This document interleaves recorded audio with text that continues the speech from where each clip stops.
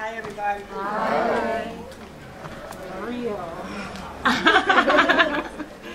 Love you. Thank you very much. I am so proud of you. I mean, I'm one of your biggest fans. I appreciate that. Real. I mean, how you guys show is and what you guys stand for. I really appreciate it. You're fun. You bring that whole sense of humor. As a comedian, how hard is it for you to just break into this business? You know, because I'm sure you must have had your own little struggles. Just getting to your point where you are right now. Well, BET Centric just did a wonderful hour special on me called Being Lonnie Love, and it kind of gave, it described my journey and my story, which I was very happy to do, with, especially with Centric being catered toward black females. And in it, you know, I've been doing this for over 15 years, being a stand-up. I've toured all over the United States. And when I had the opportunity to do The Real, we wanted to develop a show that was different from what you see on daytime TV right now. And it was difficult because the fact is that people didn't know if it was going to work or not. They were afraid. They were afraid to show that, you know, it's not just more than one white black woman that's that typical, stereotypical black woman. So, but luckily we were able to find a network and find a production company that saw the vision, and then we were able to, actually we had to do a chemistry test with different women, and we put all types of women, reality shows, singers, actresses. It was a 10-hour ordeal, and we were able to get a nice mix of women, and so this is what you see. What you see was what came out of that 10-hour ordeal. It was your show. I always thought it was your show, like you created the show. No, I developed the show with Telepictures, and Tamar was on as well, and then we mixed and matched different people, and that's why you see the chemistry that we have. Well, congratulations! You know? Thank you. No, it's all about the fans, and we're still evolving. I mean, the season 1 was really a challenge for us because, you know, there's certain things that you want to do that you can't do in daytime. And remember, I come from late night. I was from Chelsea lately. I was from the cable network, so you're a little freer to do certain things. In daytime, when you're trying to, you know, get tied to sail tide and try to get, you know, cars and stuff, you got to change, you know, your vocabulary. You got to change your subject matter, and to be able to do that, we've done that successfully. And now I can say that we're the #1 talk show in our demo for young women, and I really had to thank the fans for that because they hung in there with us, and we're still evolving. We have not changed. But people have to realize my personal story comes from being on Cafe Mocha, which is, you know, the radio program I've been doing with MC Light and Angelique Karen for over 5 years, and BLS has stayed with us.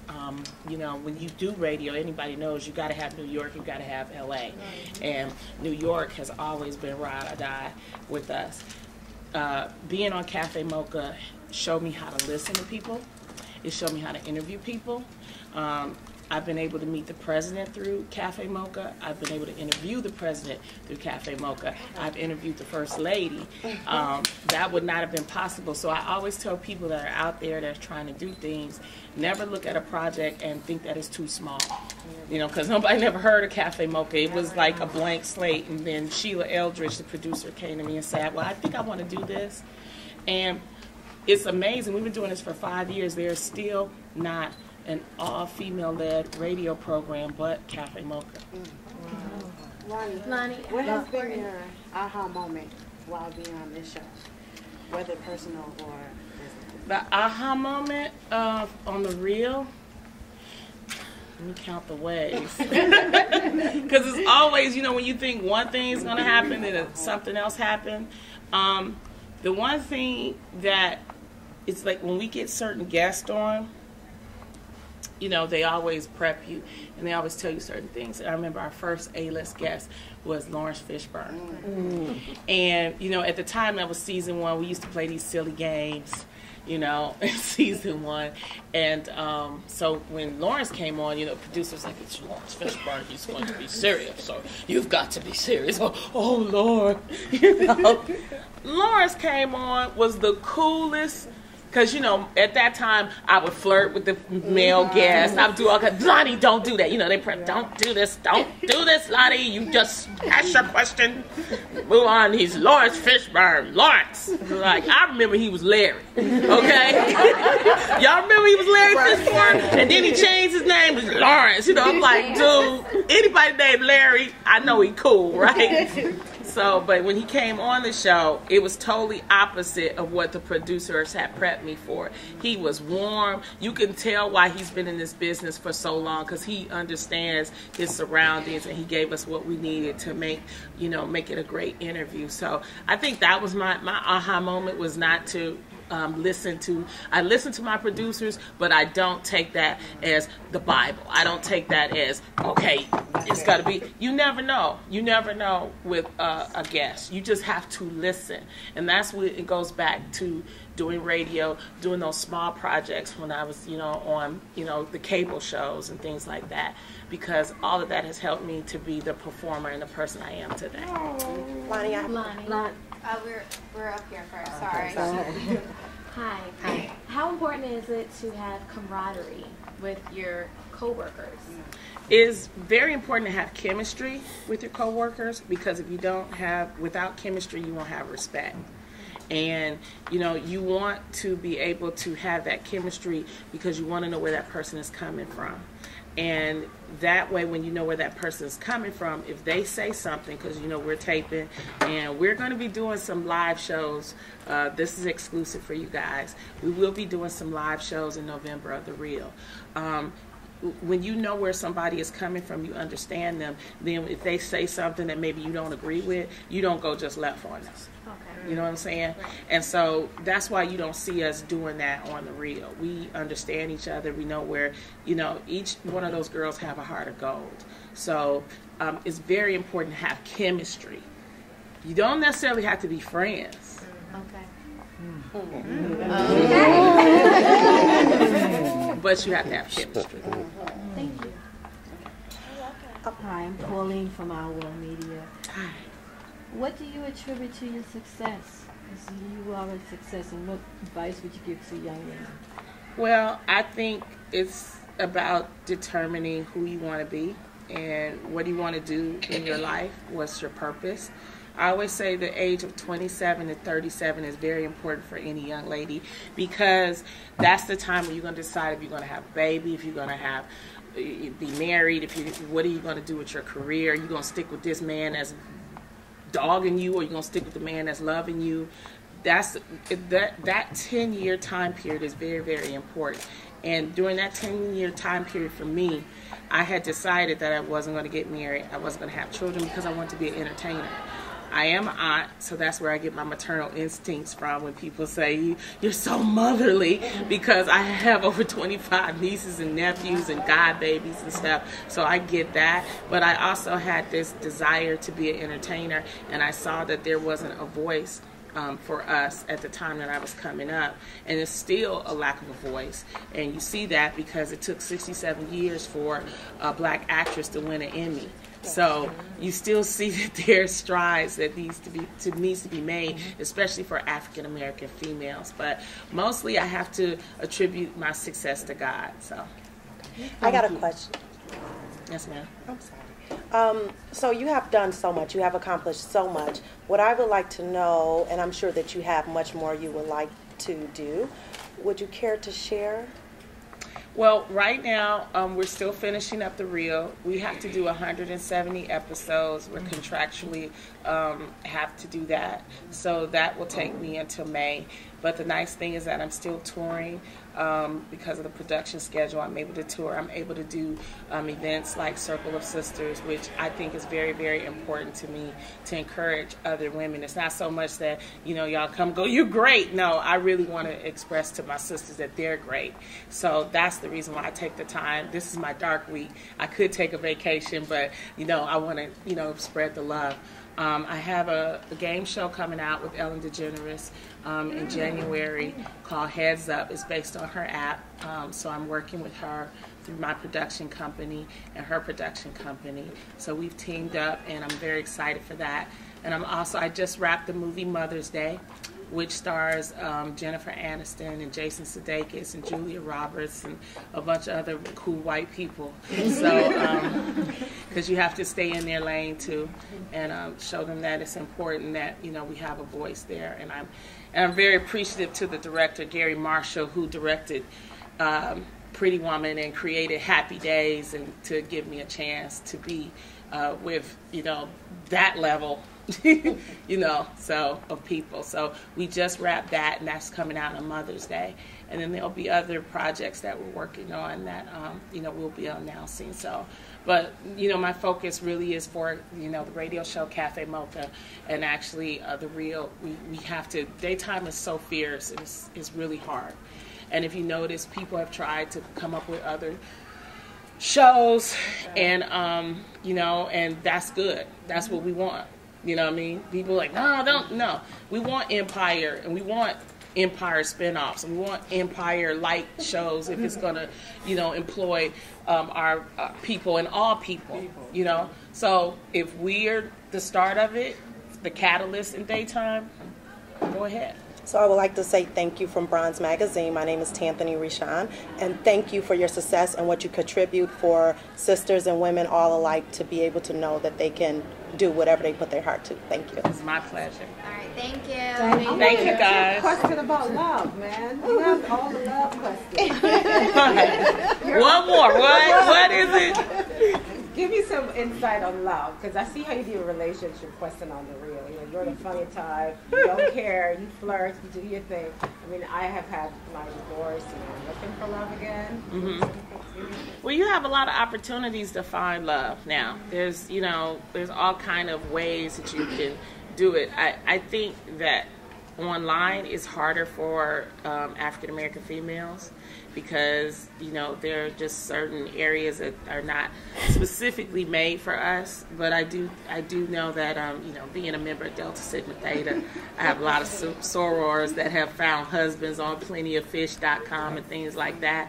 But I always say the best way to meet somebody is the old-fashioned way. Go out and have a good time. Wink at them. Thank you guys so much. Appreciate it. Thank you. I love it. Thank you. I'm gonna take my glasses off. The way that I just got off the flight was set up. Yeah, whenever you're ready. Okay, so we broke your record like maybe a month or two ago. My boy Len Fishman sent it to me. Len on the producer? Yeah, my baby! So when I heard the record, I was like, yo, this record is dope. And I'm like, what is the response been for you, like that the record just took off? For me, it's just been a blessing, man. I feel like completely blessed, and it just feels super surreal. All right, thank you. To have, I've been doing it for a while, and to finally have a record and see the difference between, putting out records and having a hit record that people are like gravitating to, is crazy. What was it you worked with besides? Oh yeah, you gotta stay tuned for that. You just gotta stay tuned, baby. I can't give any secrets to you. Well, can you tell me how your music relates to your style? Because you have a lot of style. Thank you. I like to just do what I like. So with my fashion sense, it's just really what I enjoy wearing, and it's just another form of being creative. As where the music is also, I'm from Miami, so it's very colorful down there. It's very cultural. So for me, it's just it's the embodiment of everything. It's the culture in Miami. It's the culture that I grew up with. It's how hot it is over there. It's just fun and sexy and young in Miami. It's whatever you want to do.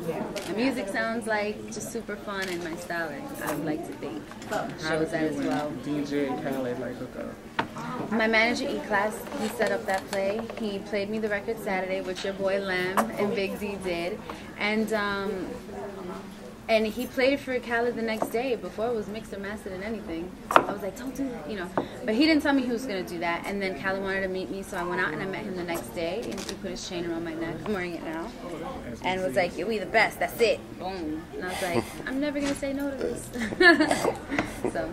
Do you feel like it's a big change from who you were possibly the day before to life now? No, I still pretty much feel the same. I think that before, I've been in the music industry trying to be in the game for the past 10, 11 years. So I've always worked hard. I've always been in the streets, like pushing my records, shooting videos and things like that. I think now the difference is I am on a bigger platform. But I still feel the same. I still feel the work doesn't change.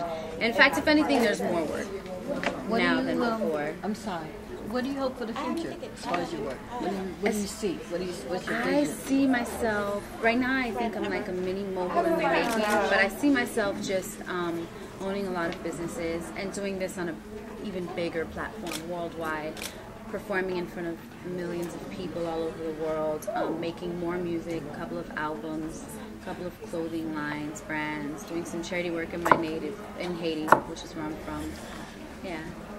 Hi, I'm Hi. Emma from Hi, Collide Emma. TV. How are you? I'm good. How are you doing? Well, thank you. So I wanted to know, what is your advice for people who are up-and-coming artists? So one of my best friends, he has definitely been in the game for a couple of years, and he does not stop grinding. Yeah. So, like, what would you say to him or to anyone else? Don't ever stop grinding. You can never stop grinding. It's funny because this year, January 2015, my parents sat me, my whole family kind of did like an intervention. They sat me down and they were like, you know, you've been doing this for a really long time and maybe it's time we consider doing something else, because I'm a single mother and I understand their concern. You know, like, I've been grinding, I've been trying to do this. Financially, it wasn't the best situation, you know, for having a kid, but I really thought about it and I prayed, and something in me was just like, you can't. God spoke. He was like, you keep going. And then maybe 3 months later, I got signed with Khaled. So don't stop. My advice is do not stop. Don't ever give up on yourself. Thank you. You're welcome. So you have given up your day job.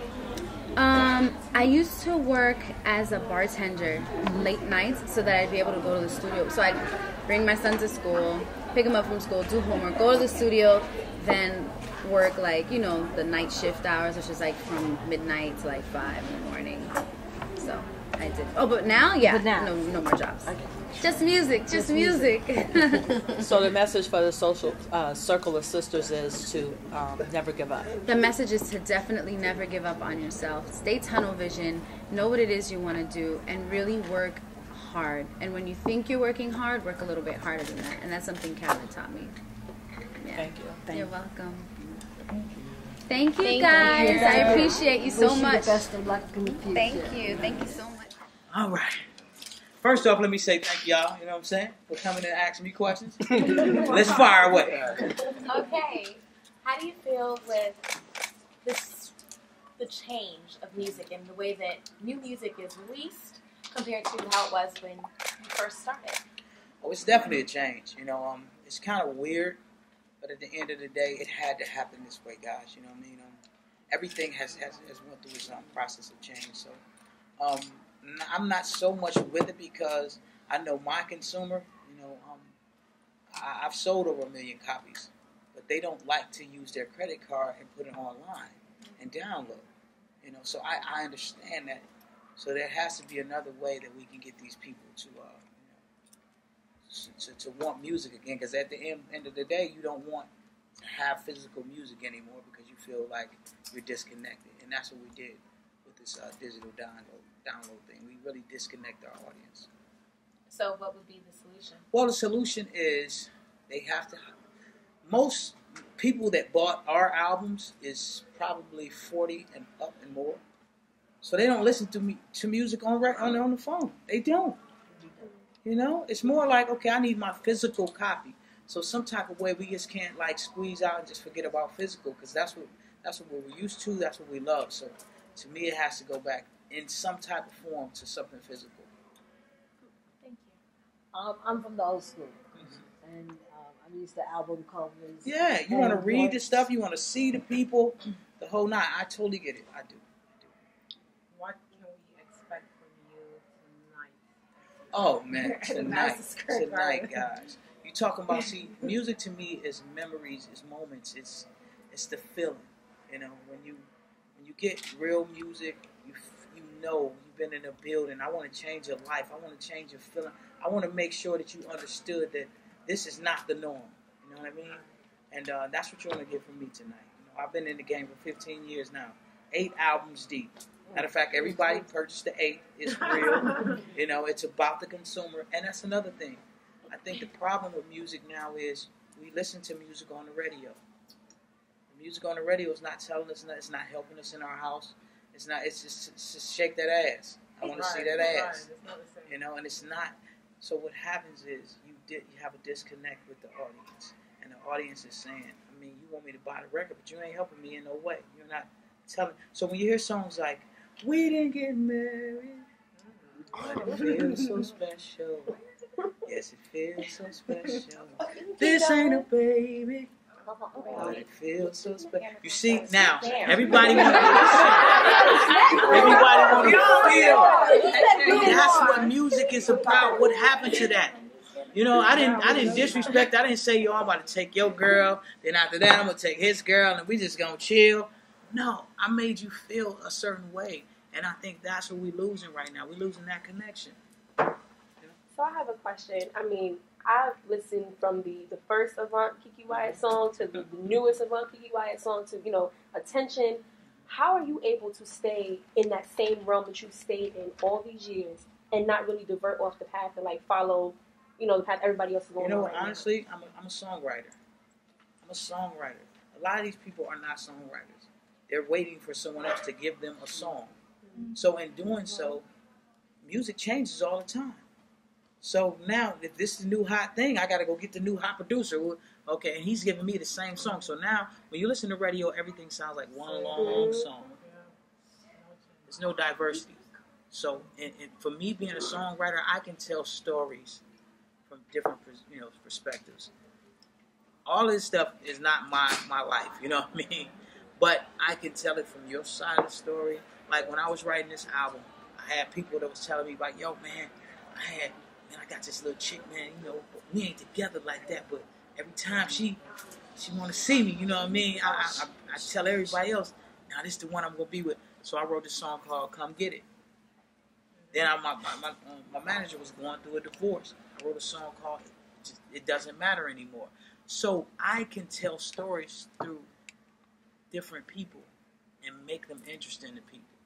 That's how I keep myself, you know, going all the time. And but like I say right now, music is just the radio is just one long song. At what age did you start writing? That's a great question. You know what? I really can't nail down the age, but I know I was walking to school and I was reciting other people's lyrics. And you know, I'm a hip hop head to death. I was listening to NWA. I ain't had no business listening to none of this stuff. But I was reciting this stuff, and I'm like, oh man, and I could see the stories because even then, they were telling stories. You know, I'm listening to Ice Cube, listening to Scarface. He killed 78 people in his one album, and it's like I understand because I hear it. You know, but they were telling stories. Now these people don't tell stories anymore. It's just straight blunt to the. Yo, is we sleeping tonight? Yeah. Make sure you ain't got no pennies on when you know what I'm saying? It's like there's no originality. There's no. It's losing everything. So I would have to say when I started writing songs, I probably was in the 6th grade. Yeah. A couple more questions. Okay, hi, I'm Emma from Collide TV. What's up, Emma from Collide TV? Hello. So my question is about social media. How important is it for you to connect with your fans on social media? It's very important now. I notice, you know what I'm saying? Because before I was, I was slow to the social media thing too. You know what I'm saying? I'm like, wow, okay, what is this? You know what I mean? I didn't know they wanted to see you do everything. You know, you take a boot, they want to see it. You know what I'm saying? But it's the truth of the matter. But that's where we are right now. So I understand it's a machine. It's a machine that helps even my PR person. It helps everybody to actually find out what your audience is and where they are and how much they want from you. So, I think it's a good machine. If you use it in the right way, it can really be beneficial. Any other questions? Can you say one with her, please? Let me see. What? I can go. I'm saying, I stepped in the club in your hood. I slowly turned left, and there you stood. You and your friends talking, But when our eyes connect, I knew then it was just like two ways on being. I'm your king, be my queen, and whatever you want to do tonight. My truck is parked out front, so let's ride. That sounds a whole lot better than we do it. But you see what I'm saying? It's a story. You can see it. It makes you feel a certain way, man. They don't do that no more. So, you know, that's He knows so much stuff to be a one-night stand. You probably answered this question your entire life and your entire career. Who gave you those eyes? Like, what side of the family? On mama's side. Wow. Yeah, she didn't have them, but she had a set of twin sisters that had them. So me and my two older brothers got them. There's 6 kids. Wow. 3 of us got them, 3 of us didn't. And my kids didn't. I had 2 kids, they didn't get them either. So far, my grandkids, no. Wow, thank you. Thank you. Yeah, they helped me to see, so I like it. I have a question for you. Who inspired you when you was young? Wow. Well, I have a lot of answers for that because, I mean, you know, it depends on which part of me you're talking about that was inspired. You know, James Brown for that blackness, you know, say it loud, I'm black and I'm proud, greatest song I ever heard, changed my life. I don't care how long I live, I will never hear anything more impactful than that message from James. To stay on the music side, Curtis Mayfield also had an assist with that. Some of his powerful messages, but also, you know, his messages about loving people and, you know, everybody, you know. Just very quickly, there was a song, Pusher Man, that everybody knows. It was so controversial when it was out.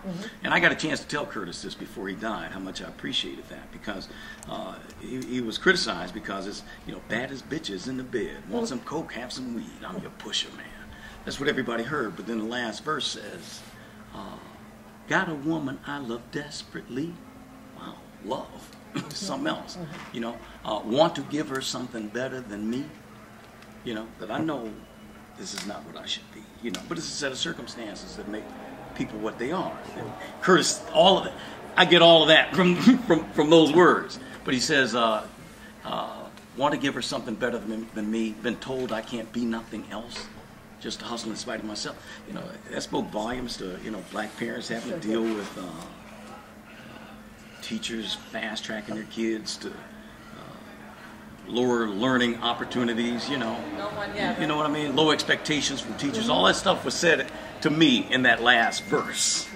So, to me, Curtis was showing you how to appreciate people no matter what walk of life they are.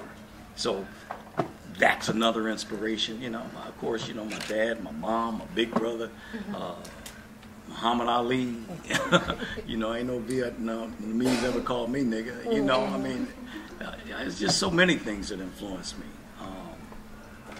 You know, for radio,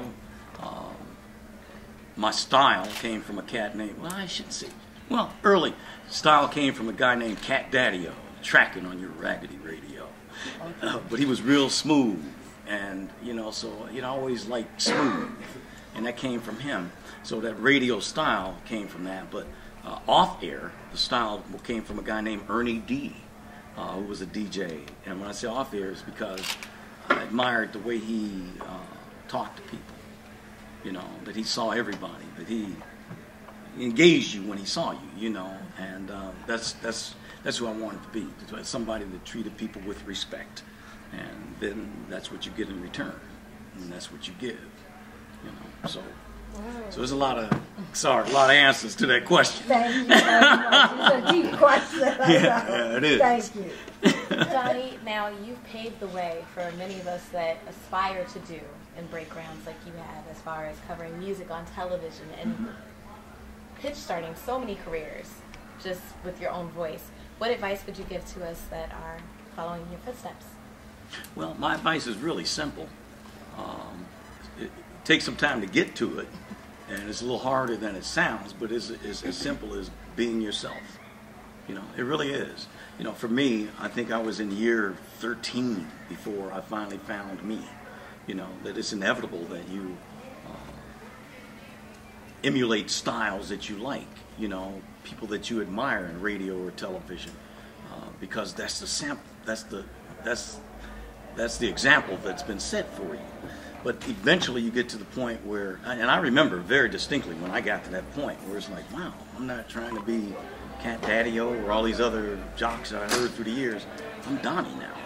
And that's a real cool feeling, because I've always said that I always felt that there were 1,000 people out there waiting to take my job, and 500 of them were just as good as I am. The other 500 were better.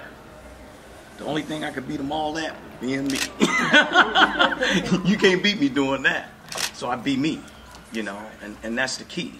You know, unfortunately for radio, and in a lot of cases television too, it's kind of hard to do that. They're one, you know, it's so formulaic now, you know. They just don't allow as much self-expression as they used to in the media. And that's unfortunate, you know. The DJs don't get a chance to DJ. You don't get a chance to turn people on to music anymore. You just playing what somebody else decided from New York for all the stations across the country. That's sad to me, you know, that you should, you know, there's young people out there with great ears that'll never have a chance to express themselves musically. And that's tragic to me. You know, I feel like I'm a DJ. I'm supposed to be turning you on to music. You know, not us just listening together. You know, I'm supposed to have some ears. You know. So. Next question. This is going to be the last question. I'm very obsessed with humanitarians and charities. I know you've been in the game for a long time. Is there any charity realm that you're dearest to, or you think Well, in particular, United Negro College Fund. I mean, that's me and my wife have a scholarship fund that we set up 15, 20 years ago, Donnie and Pam Simpson Scholarship Fund. But, you know, just obviously because it helps young black kids get an education, which is, you know, still key. You know, I know there's a lot of talk about it not being as meaningful as it once was, and you get out with a college degree and end up at McDonald's or pumping gas. I get that, but you still got a better chance with it than without it. Yeah, right. Oh, no question. No question. So, my pleasure. Thank you so much, Donnie. Oh, man, it's my pleasure. Thank you. Thanks for having me. Every year. God bless y'all. Thank you.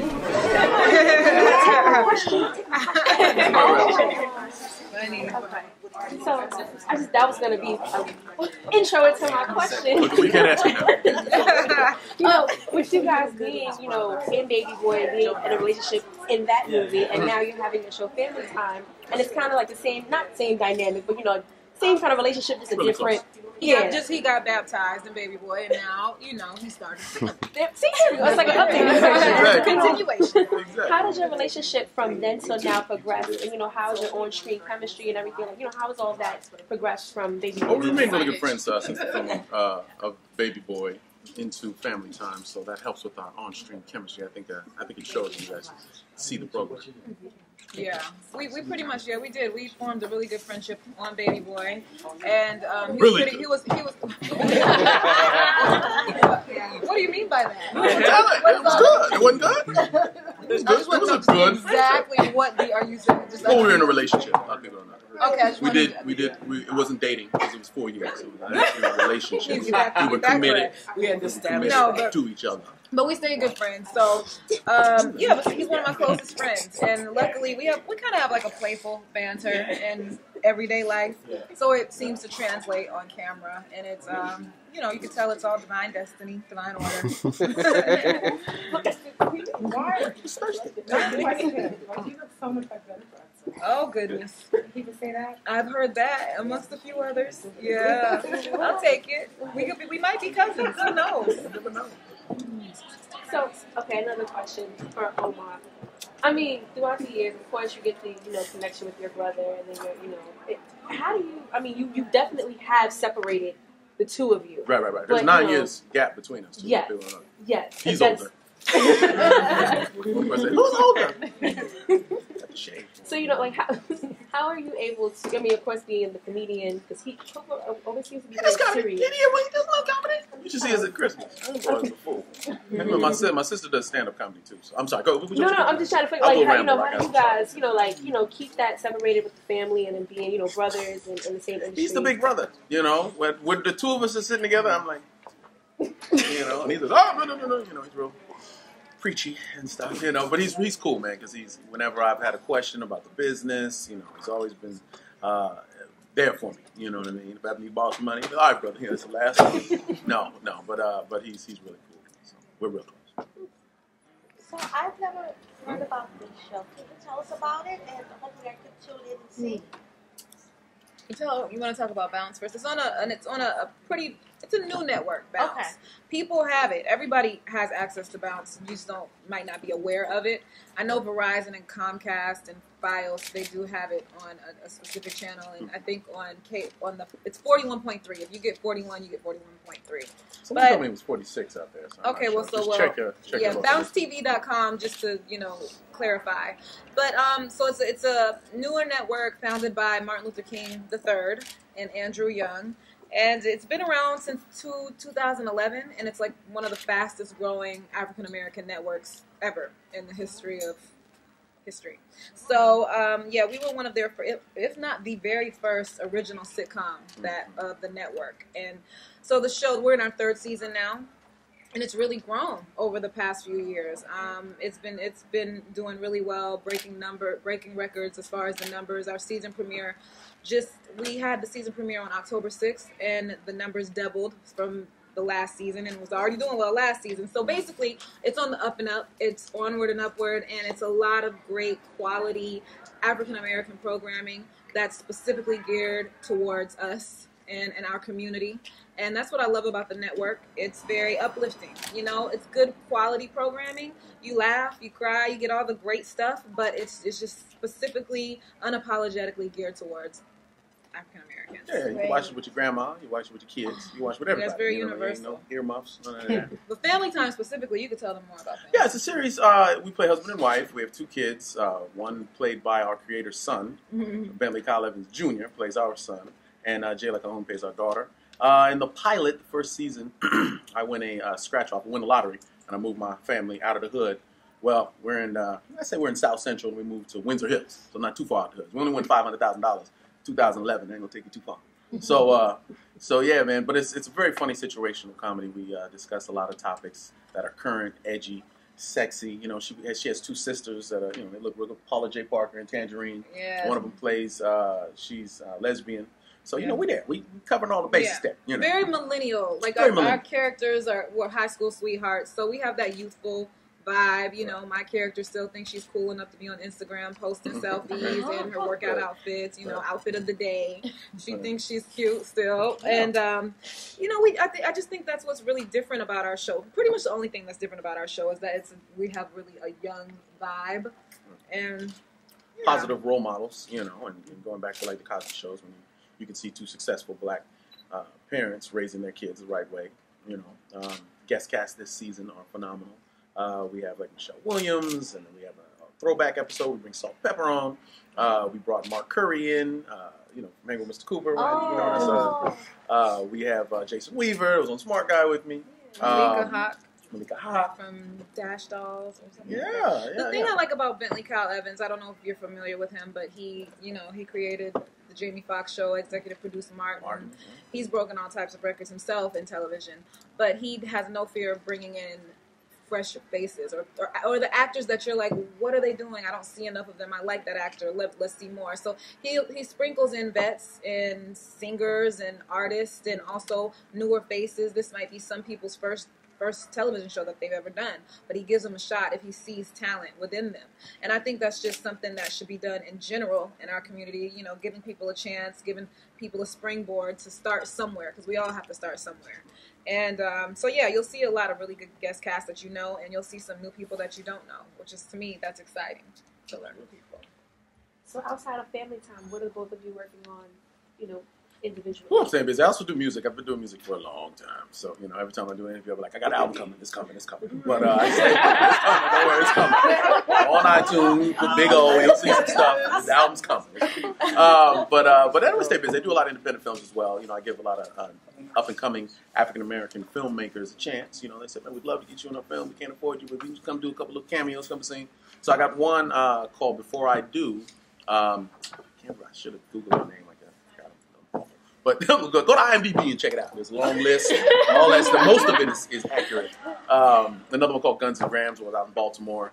It's a real good story behind that. A brother named Larry Durr who put the piece together. And he used one of the local rappers and actually got him out of jail to be a part of the film. And it's a good story, man. It's a real positive role model for the kids. When you listen to some of his music, it's a little edgy, but it's a good story what they're doing there for the city. So follow your boy and check me out, man. Go to our social media and we'll keep you posted. What's your social media? Well, my social media. At Omar Gooding on Instagram and the Omar Gooding on Facebook and Twitter. Mine's Angel Conwell across the board. Yeah, I don't get on Facebook, so I don't even really. But I have a film called Message from a Mistress. I play a widow who's stirring up a whole heap of trouble, which is interesting because I've never played that type of character. And for me, I always look for characters that I haven't played. At this age now in my career, at this stage in my career, that's what it's about, growing as an actress, challenging myself, and things of that nature. I don't necessarily need to repeat myself or repeat anything that's already been done. But also producing, because I see what's where there's a void in certain aspects in this business and show business, and so I need to have it's important to start to be more hands-on and instrumental with what it is that I want to put out there, what type of projects I want to be involved with. So I'm producing, and I was on The Young and the Restless for like 5 years, so that took up a lot. I've been really busy with that show for a while. And now that load has lightened up a little bit, I'm able to, the fly's supposed to be on the wall. Right. Anyway, so, but yeah, basically I'm just now able to start cranking up and doing other things. So it's exciting. A lot of really cool things in the works. I'm one of those people who I don't like to talk about things until it's a little closer to like the release date or to actually come into fruition, but we're definitely making some things happen. And we're both producers on Family Time. Oh, yeah. Oh. Yeah. What advice would you give to young actresses starting out? Okay. Well, besides studying and praying daily, and studying doesn't always mean going to classes, because sometimes, that's definitely great and it's necessary if you have that, if you have the resources to do that. But if not, you can read books, you could watch your favorite actor and figure out what it is that connects you to the actor, what it is you like about them. Not imitate. There's a difference from being inspired and imitating someone. So studying your own way, and even your own life experiences, whether we realize it or not, those are kind of that's training for actors. So just pay attention to your life and see how it can, how you can use that as a vessel to play certain characters. But maintain your individuality. I think it's so important because we see all these different images in the media, and we sometimes think we need to conform to what it is people want. Like, oh, well, they like this right now. They like long hair. Well, that's it. I'm going to do that. Or whatever it is you see that people like. I feel like what makes you unique, what makes you outstanding, and what makes you an individual is the fact that you are different from everybody else in your own way. So I feel like maintaining who you are and what you believe to be true, no matter whether that's how you tell a story, no matter whether that's how you convey a message or how you look, whatever it is, everything, just keep it true and honest to yourself. Because the instant you try to switch up and do what you think someone else wants you to do, they're like, oh, no, never mind. We liked that before. And now you all over the place because, you're trying to switch up for other people. So I feel like just maintaining your individuality, pray and study, and just don't expect any overnight success. And I think that you'll be all right. Thank you, guys. Thank you. Thank you, guys. Cool. You guys have a good day. All right. Thanks. The city sometimes and do meetings and everything like that, but it always starts with some kind of prayer, listening to some spiritual music, because you got to start putting stuff good in. And then as I'm driving, I listen to some news and everything, but news is kind of filtered with kind of craziness too. But I have to start and make sure I'm taking control of my mind every morning, starting with some kind of prayer, some kind of worship. And how do you usually end the day? Well, exhausted? I don't know. It depends on the day because I have various schedules. So in the evenings we may have events that we're doing with BLS, or you might have something to do with SiriusXM, or I might have something to do with my business, which I'm a life coach and a speaker, so I might have those things to do as well. So it just depends. Sometimes I end up just hanging out with my husband and chilling. And sometimes I'm turned up like tonight for the R&B live show. Thank you. How long have you been in this business? I saw you. I know. Where did I meet you? At Yandy Scene? Yes. We see each other all the time. Yeah. I have been in New York for about 10 years, and I started radio in Florida. And I moved around, and then I got here, and I've been placed in the #1 market, and it's an amazing thing. Yeah. Any other questions? How long have you been a life coach? I have been a coach since 2010. Yes, and it's interesting because everybody at one point was trying to do the whole life coaching thing. Oh, I'm a life coach, I'm a life coach. Just tack it on to your name. Okay, everybody's a life coach. So I really don't say that I'm a coach. I do more of a lifestyle expert now because everybody was saying they were coaches, so I had to kind of differentiate, but I went through the whole process and training and everything, and so it's nice. But I utilize the skills that I learned in my life coaching when I do my motivational speaking more so than one-on-one coaching sessions. And I do workshops and seminars, but again, I do most of my skill set that I use from that when I'm speaking. So being a life coach, people look up to you. So you can't make no mistake now because you can't. I make all kinds of mistakes. I screw up every day. I get an attitude. I tell people off, and then I have to say, God, forgive me, and start over because we're all striving, aren't we? We're all every day trying to get to this next level. As soon as we get to this next level or think we've made it there, then you get a test, and you're like, dang, I failed that mess. Let me start all over again. Let me go and take the recap. Okay, let me go do the remedial thing. But it's a journey every day. You're learning something, right? I learned something today. One lady pulled me to the side and she was talking to me about something that happened last year here at Circle of Sisters. And she said I was too busy to sign an autograph for her and for her daughter. I was like, really? And I don't even remember any of that. I said, please charge it to my head and not my heart. You know what I mean? She's like, oh, you were moving and you were trying to do this, this, and this, and I asked you and you said you didn't have time. So, you have to go back and say, okay, let me take that and work with it, but I'm glad she called me on it. So now I know how to approach things with a better approach, more grace. But in the meantime, we still can drop it and get ratchet, though, right? Locked in, 30,000 minutes. Don't just because I'm on BLS, don't get it twisted. No, but SiriusXM is my hip hop channel, so I do hip hop and R&B over there. And on BLS, it's a different flow with Earthquake, of course, who's on the stage in a few minutes with Bobby Brown. And just in case you guys don't know, we're on 3 to 7, Monday through Friday. Fill you in. Okay. How do we book here if you're looking for a job? How do you book me, girl? Let's talk. Yes. We'll talk about that separately. We'll talk about that separately. But do you guys have any other questions regarding Circle of Sisters, about WBLS, about Hot 97, LIB, music industry? She's trying questions out, guys. I know. I mean, y'all. Well, I went to a seminar with Yandy where you were like talking about everything, so I feel like. Which one? Everything Girls Love, or were you here today? Everything Girls Love. Yes. So that was very, very intimate, so I feel like I received a lot. Very good. I'm glad you received a lot. Glad I was able to pour into that. Yes. Hi, I'm Emma. Hi, Emma. From Collide TV. And I just wanted to know, what is your advice that you would give to young people who would like to, venture into radio? I would tell you, as I tell everyone, to start where you are. Coming up when I was a young child way back in the old days. No, seriously. Right now is the time to go out and get your hustle. My whole thing is hustle her. You got to get out there and make it happen for yourself. So you make it happen right now. Start where you are with Collide, with doing whatever you do, with Tanae Nicole, whatever.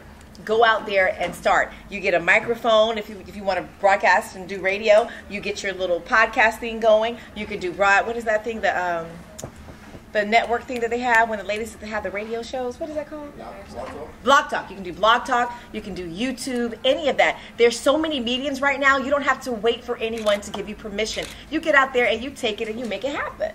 So if you're interested in doing traditional radio, most of the times now they're going to be looking to people who already have a following. When we come in, we do interviews and I talk to different people who are trying to come in or intern or anything like that. And even if I push them towards my program director, you already have to have something going for you. And they're going to say, how many followers do you have? How many views do you have? What are you doing outside of that? Because they already want you to come with a plan. Back in the day, you could come green and be like, teach me everything, please. Now they're like, you have to bring something to the table, because there's so many people who are making it happen and hurrying, then they don't have to train them. You already have a following, so they're bringing with them, oh yeah, she already has XYZ, let's put her on and give her a shot.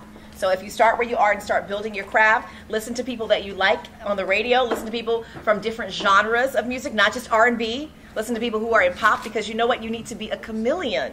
Because if these stations change formats, you're going to need to be able to have a job, right? So I can do country, I can do gospel in the name of Jesus, and I can do your classic jazz. Hey there. Do it all. Okay? Thank you. Thank you. So for the Circle of Sisters event, what would you say to someone to inspire them to tell their story to you to get a radio bite? What would I say to them if I were interviewing them? Right. Let's say you're going around, you see the vendors Mhm. here. They have a lot of nice, unique products for the black market. And something may spark your interest. Would you solicit, or would you? And I wanted to talk to them about it. Oh, that is such a beautiful scarf you're wearing. Tell me about that. Are you selling those? Do you import that? Oh, really? Okay, well, where can I find out about that? Where's your website? How did you get started selling those things? Well, that's really interesting. I had a friend who had so-and-so, and she did something similar to that. Is that how you got started? So you start off with like a compliment. You speak on what their expertise is, and you get them in, because people like to talk about themselves, right? I'm all about skincare. I love how your skin looks so glow. Thank you. Give me one of your makeup tips. Makeup tips. Cleanse every night. If you haven't partied all night and fell asleep with the makeup on and it's all on your pillow when you wake up. Let me see. I used to use a long time ago, for when I was like 18 all the way up until a long time ago. Recently, I used to use Mary Kay products, Mary Kay cleansing system. So they got me really, really into the whole cleansing thing. So now I have to have a cleansing system. Now I use Clinique cleansing, because I think it's really, really good for my skin. When I'm on the run, I use those little Neutrogena. The makeup ones. Those are so wonderful. I love it. But I still feel like I need to have my 3-step system. Maybe it's because I started out doing the 3-step system. I need to cleanse and then tone and then put the little moisturizer on. But I always believe in doing that. Now, as far as regular makeup goes, I love a good foundation. I'm into NARS right now. This is NARS. NARS. It is amazing. Girl. And my friend put this makeup on me at 8 o'clock this morning. And I haven't even really I put a little loose powder on after that, and that's it.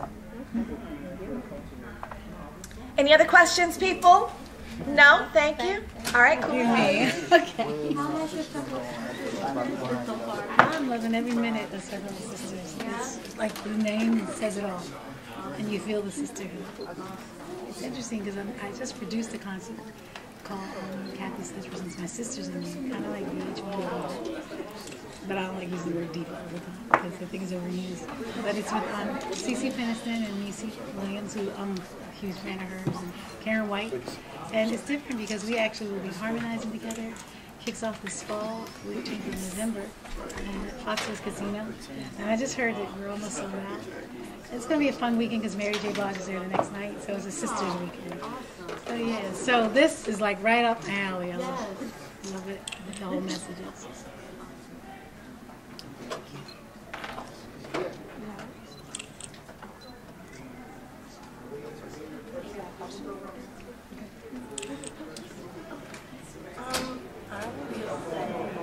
What would you say to